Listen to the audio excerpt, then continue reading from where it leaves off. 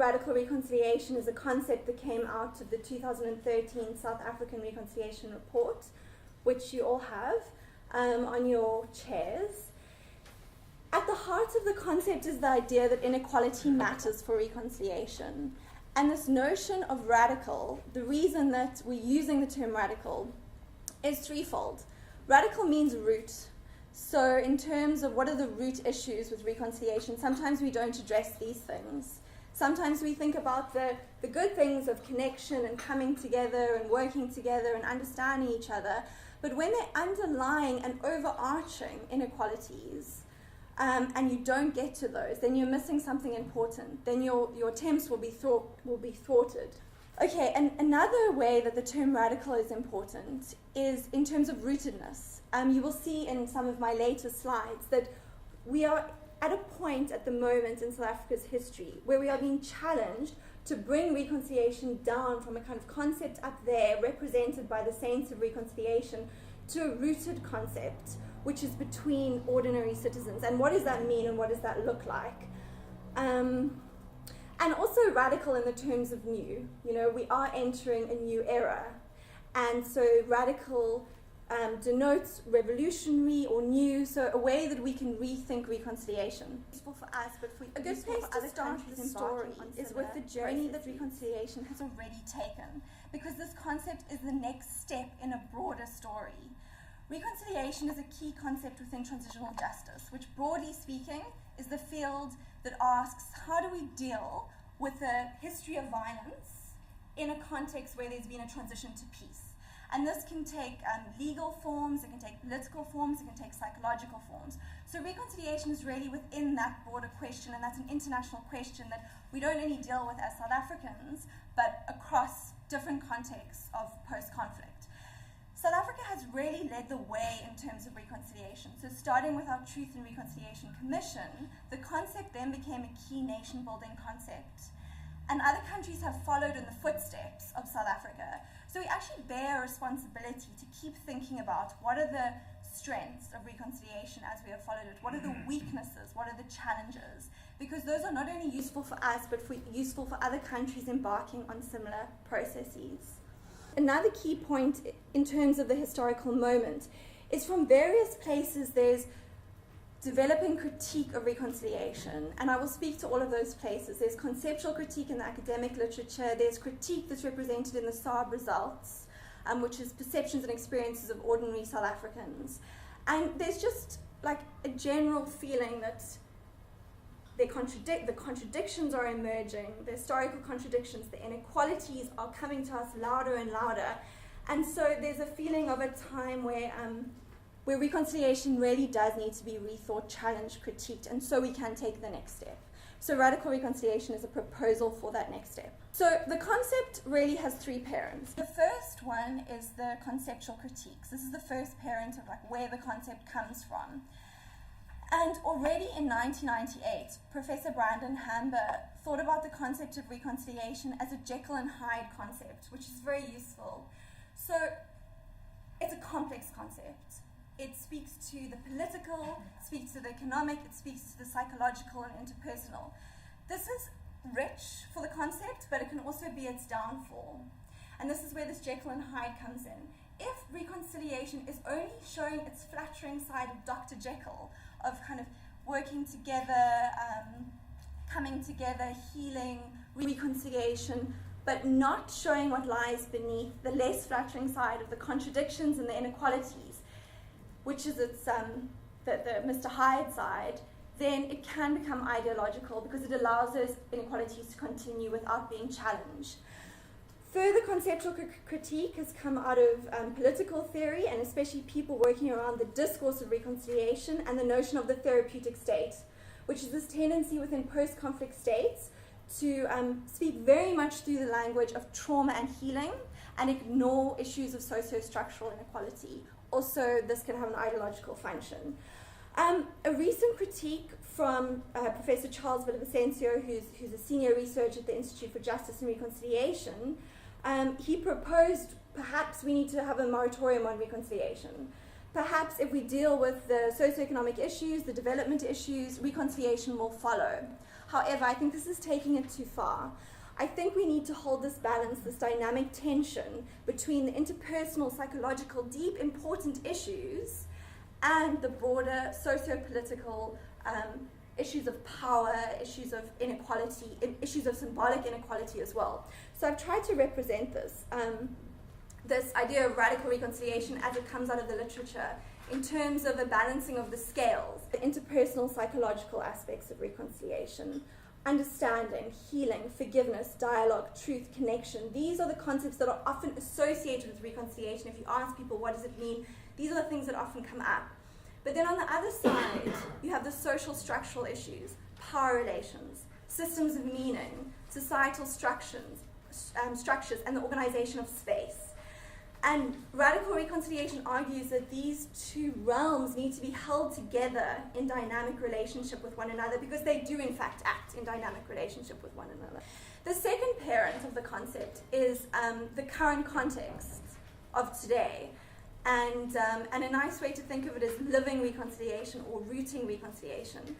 And I've chosen a quote from a colleague of ours, Kenneth Lukuku, at the Institute for Justice of Reconciliation, because when we were discussing this came out, and I felt like it really adequately captured where we are today with reconciliation. So I'm going to read it in its entirety, but I've headed it from walking on water to learning to swim.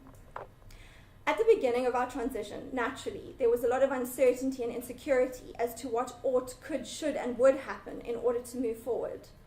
Reconciliation became that process where we found symbolic acts by our leaders that got us to develop confidence on reconciliation as a process, especially the gestures of forgiveness by Nelson Mandela, who symbolized the suffering of many.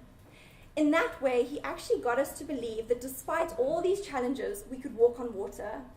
But now that he is gone, we realize the contradictions, and that the contradictions were always there, and that we had better now begin to address them more earnestly and honestly in order to fully reconcile. We have to learn to swim, which is obviously the tough part. Certainly he left us with the goodwill we might need to give us strength and enthusiasm to do so.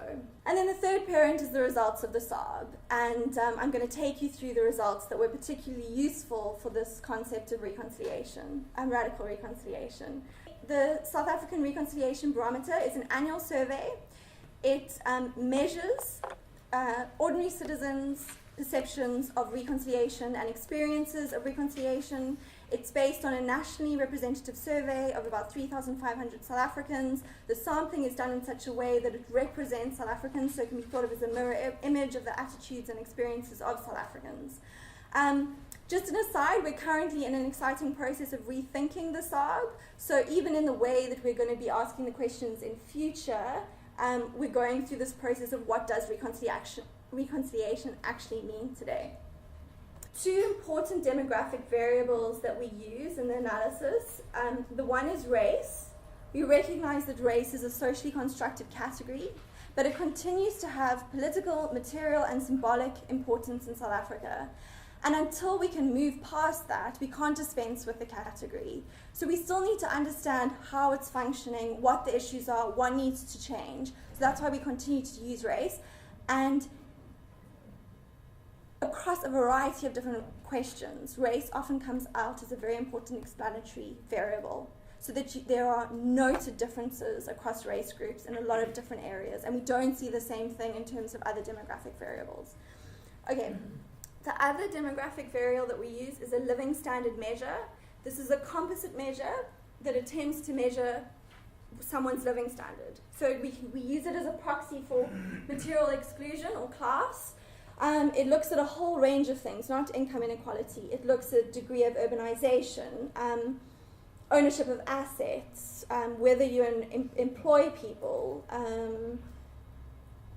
dwelling type, a whole lot of different things that come together to give a number for your living standard. 1 is the lowest, 10 is the highest. So from 1 to 5, the lower living standard, and then like 8 to 9, you've got your higher living standard. Okay, so I'm going to summarize the key findings for radical reconciliation so you know what you're looking at when I present the graphs. So one of the key findings is that class inequality obstructs reconciliation, that in the perceptions of ordinary South Africans, material inequality matters very much for reconciliation. However, class and race inequality remain intimately connected. When we look at the layout of where race is in relation to class, this is still a very intimate connection.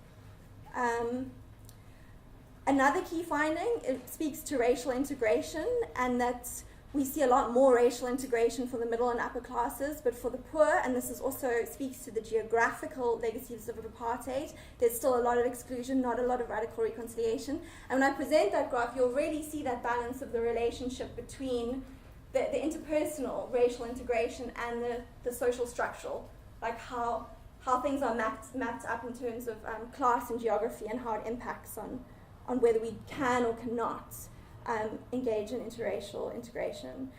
Then there's 2 slides around symbolic inequality and memory politics, and the difference in the way that different races remember apartheid and what it means today. And I'm going to try and make an argument that this is an important form of symbolic inequality that is also important for radical reconciliation. So in sum, I'm trying to show that inequality is material, symbolic, and spatial, and all of these matter for radical reconciliation. Okay, so the first key finding is represented on this graph. On the horizontal axis, we have time, and on the vertical axis, we have the percentage of people who choose, out of a list of six divisions in South Africa, that to choose what they think is the most important. It's problematic because it forces you to disaggregate class from race, but just for the purposes of making the argument that South Africans are saying material exclusion and material inequality is very important for reconciliation, you can see this is income. And it's been across the years, people have highlighted income. The difference now is that we are in a different historical moment. So this issue is gaining more and more purchase. There's a possibility to bring this more and more into the reconciliation debate. And then, as I said earlier, class and race are still intimately connected. What this figure is showing is your LSM categories, okay, the percentage of people within the LSM categories divided by race. So white South Africans are represented by the red line. You can all see the colors clearly. Okay, so here are the red lines. So here we have the white South Africans, and then black South Africans in the blue lines. So you can really see how class is still very much racialized in South Africa. So when South Africans say income inequality is an issue for reconciliation, within that is this connection between race and class inequality. Okay. Then, when we look at questions of integration, and the way we do this, we ask 2 questions. We say, how often do you interact with someone from a different race in an everyday situation like work and school? And this I've called talk. So the one that's called talk is just like, in an everyday scenario, how often do you talk to someone from a different race? And then socialization is how often do you do this in an intimate setting, like socializing, someone who's a friend, someone who you'll actually connect to and try and understand what their experience is, and that's called socialization. And so the graph looks at this in terms of the LSM groups. The first thing to notice is that talk is much higher than socialization, so that's something. Like, even though we're interacting, are we really connecting as human beings in terms of the lived experience of the other? The second thing to notice is on both talk and socialization, these are much higher in the highest LSM groups. In the lowest LSM groups, which we know are majority black South Africans, because you've seen that from the last slide, there is not a lot of possibilities for racial integration. And you can see this in the geographies of South Africa. Black South Africans remain separated out in townships created exactly for that purpose. We haven't done that much to shift the spatial legacies of apartheid. This is a socio-structural issue which deeply impacts the interpersonal issue of reconciliation and understanding each other.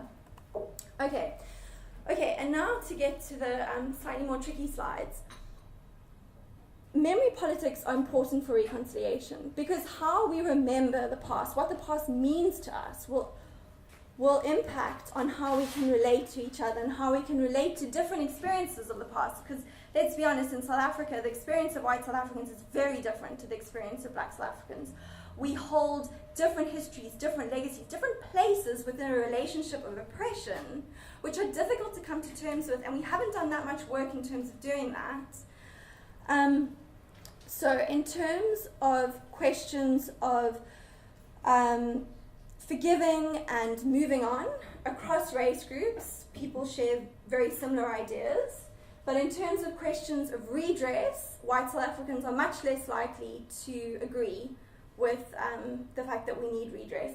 And this is basically shown in this graph. So the questions that we asked, government should support victims of apartheid, a question of redress. Reconciliation impossible without economic redress, so that's the purple and the green. And then the kind of moving on and forgiveness, the red and the blue. So you can see across race groups, the red and the blue, they're kind of similar, but then when we get to the redress questions, much less for white South Africans. So white South Africans are less likely to agree that we need redress for reconciliation. And you can understand this in terms of a desire to defend inherited privilege. I mean, it's like, what does it mean if we do go the route of redress? And especially because people haven't been pushed to connect and understand the lived experience of the other, that desire to protect and defend and that fear of questions of redress is, I think, quite strongly represented in these results. But that's also interpretation. And then again on this question of remembering and forgetting.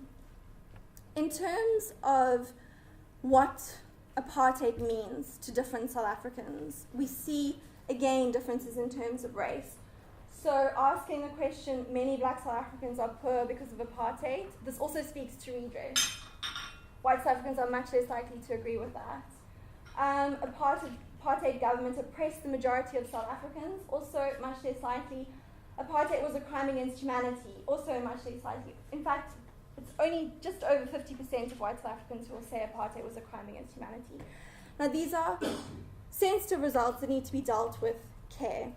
And on the one hand, you can interpret them from a kind of privileged literature, which is very useful, that in relations of oppression or in identity politics, it is a general tendency that belonging to the norm or dominant group comes with a lack of awareness of the way that you are privileged by belonging to that group. Whereas if you belong to a marginalized group, it often comes with heightened racial consciousness, a heightened awareness of the way that privilege is operating. So often people in a dominant group will not feel themselves as part of that group. They're an individual, like they're just doing their thing. But if you're part of a non-dominant or marginalized group, you'll feel it more strongly because it's impacting on you.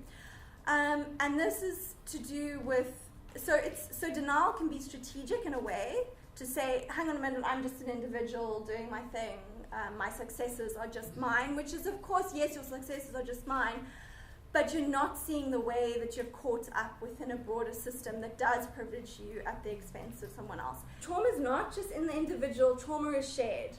So that the question of what does it do to us as South Africans to be involved in this history and legacy of oppression, not just as those who were oppressed, but those who were oppressors. Because what it creates is an alienation and disconnection to the lived experience of the other. But in order to face that, that is painful, because we don't want to often look and say, this is what our history is, this is what our legacy is. We were part of a system, even if we weren't practicing it, we were part of it, that oppressed the majority of South Africans, that was a crime against humanity. These are painful things to face, and the Truth and Reconciliation did a lot of good work in terms of bringing victims and perpetrators together, but in terms of pushing and supporting South Africans, both black and white, to come to terms with what the history means and to develop deeper humanity, because ultimately reconciliation, I think at its best, that pushes us to be better humans, pushes us to connect to each other.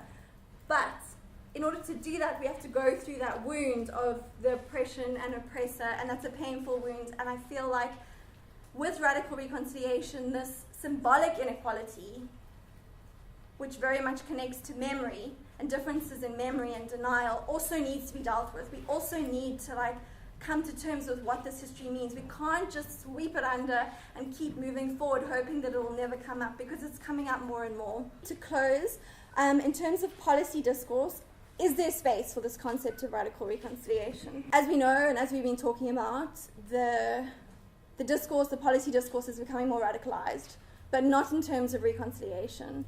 In the recent State of the Nation address, President Jacob Zuma mentioned reconciliation as a key part of government's plans. But when you move to the departmental level, the Department of Arts and Culture, which is charged with reconciliation things, speaks about social cohesion and not reconciliation. Now, social cohesion is actually a very useful concept. When I had a look at it, it has a lot of resonance with radical reconciliation. I'm going to show that now in terms of the definition. So social cohesion, defined by the Department of Arts and Culture, is the degree of social integration and inclusion in communities and society at large, and the extent to which mutual solidarity finds expression.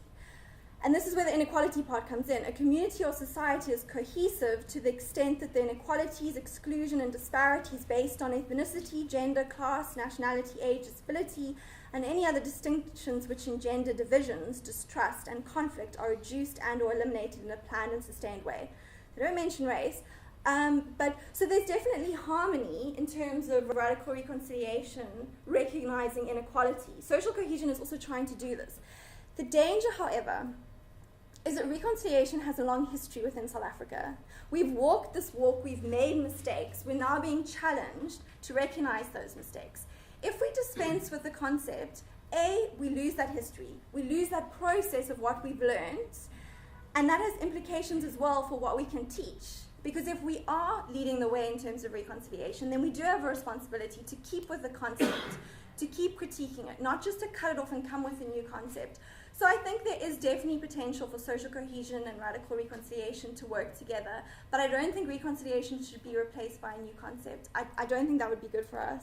So in conclusion, thank you very much for listening. Material, geographic, and symbolic inhibits relationships of reconciliation.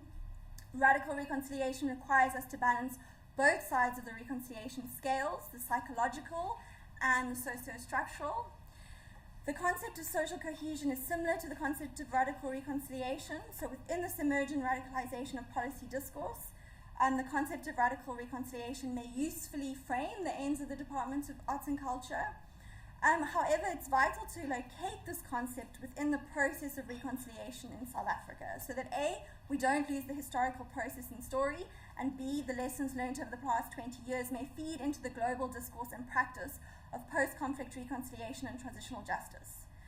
South Africa has played a leading role in reconciliation and has much to teach about the successes and failures of the concept and practice. Thank you very much for listening.